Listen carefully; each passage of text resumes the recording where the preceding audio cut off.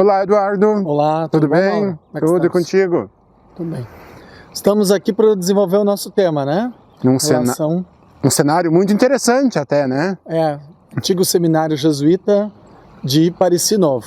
Exato, uma casa muito especial para toda a nossa região.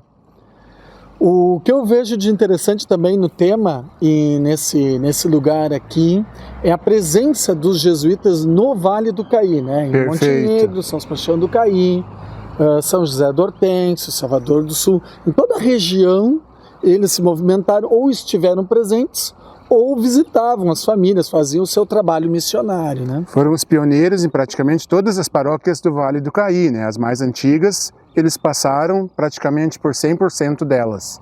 Certo.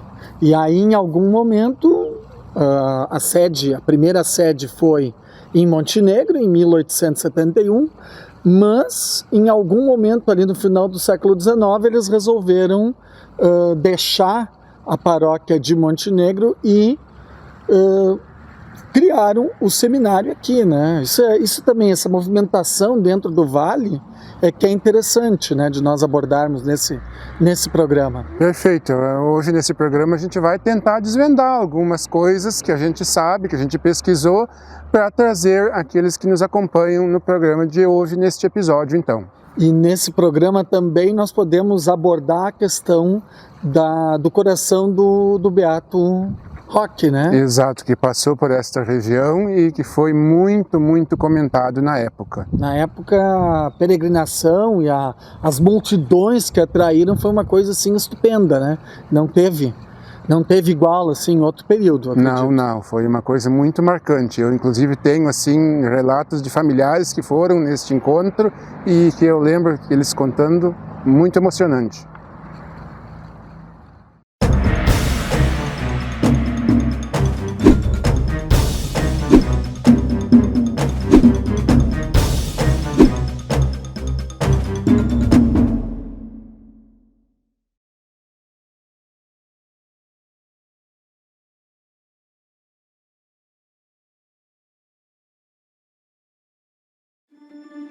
Aqui ao fundo vemos um lago, ou melhor dizendo, um açude, que fazia parte então da propriedade dos jesuítas aqui do Parissi Novo e também já integrava a fazenda da família dos Teixeira.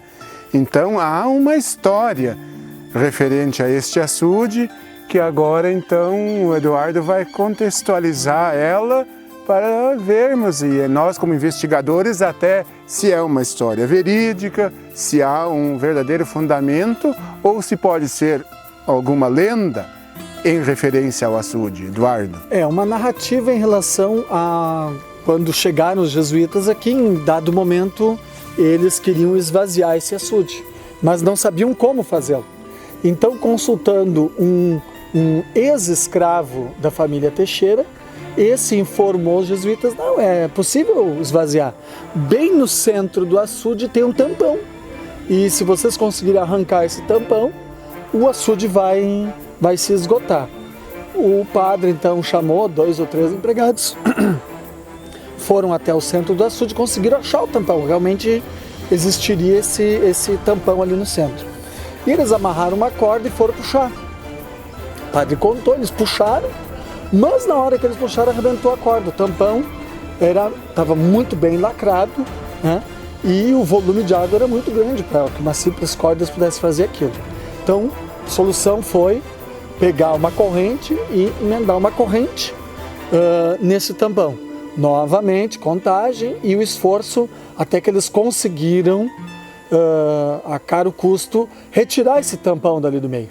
E aí, lentamente, depois de vários e vários dias, devido ao volume de água, o açude acabou se esgotando. Foi toda a água embora, provavelmente em direção ao rio Caí. Essa é a narrativa que nós encontramos a respeito deste local. São várias as histórias que poderiam ser narradas sobre o Seminário de Parissi. Uma em especial nós selecionamos. Em 1907, moravam aqui no seminário aproximadamente 72 seminaristas, dos quais 40 de origem italiana, 25 teuto-brasileiros, 4 luso-brasileiros, 2 de origem espanhola, 2 de origem polonesa e 1 de origem espanhola. Morava também junto com os padres um índiozinho de cerca de 17 anos. A narrativa nos dá conta de que este índio teria sido capturado em Santa Catarina, que ele teria sido retirado da sua família de lá e teria sido levado então e deixado sob as tutela dos padres jesuítas que o batizaram, né, cuidaram dele e que ele falava alemão e circulava dentro do seminário, convivia com os outros seminaristas aqui junto em Parissi Novo.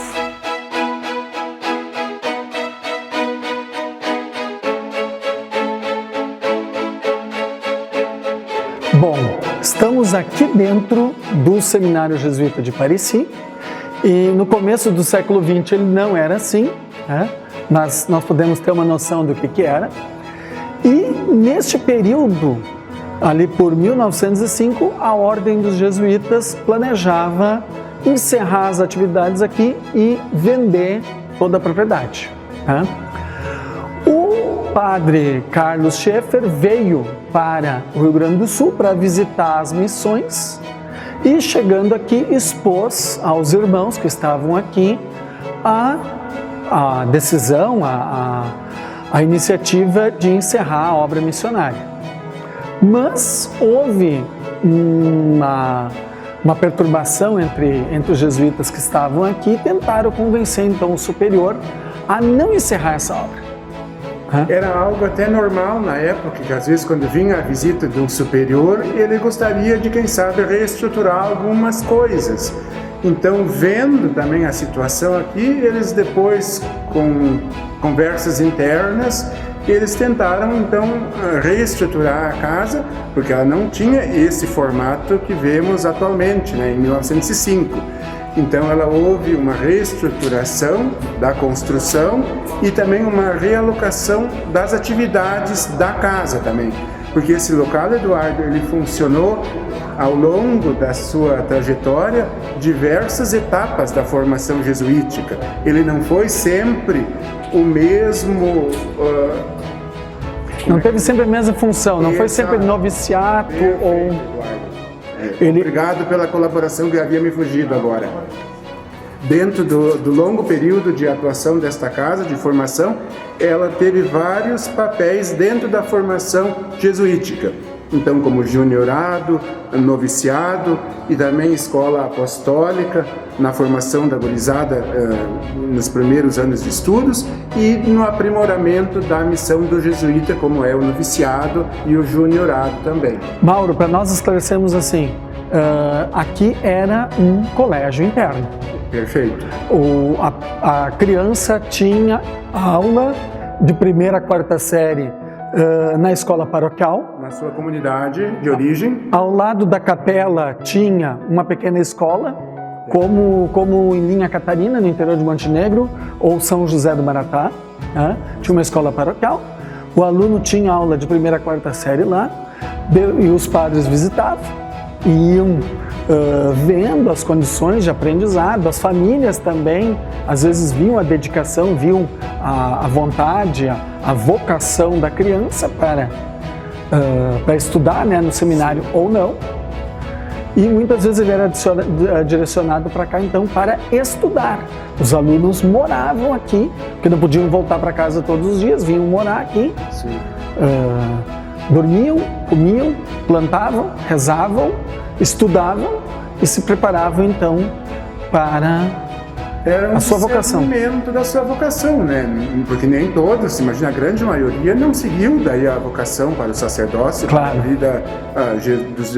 da congregação dos jesuítas, né? Mas inúmeras pessoas seguiram outros trabalhos, outras atividades, depois outras profissões e vocações, mas um número considerável também chegou a ser padre jesuíta. Inclusive, alguns bispos estudaram aqui, que foram depois bispos em dioceses do Brasil. Mas eu digo assim, aquele filho do pequeno agricultor vinha para cá e estudava português, matemática, alemão, latim, biologia, química, estudava as disciplinas na época, música, canto coral e assim por diante. E desenvolvia essas áreas também, era também um trabalho de missão, até mesmo para devolver essa criança que voltava para casa e ia se tornar um professor paroquial. Perfeito. Ou catequista, ou ia atuar dentro da sua paróquia em outra área também, né? Porque não era só... comunidade. Não era só para formação de jesuítas, mas era para examinar. E às vezes a criança achava que tinha, mas depois passando pela adolescência, pela etapa da juventude, descobria que aquilo não era a sua vocação e ia ter outra vocação dentro da Igreja Católica. Verdade. Né? Perfeito.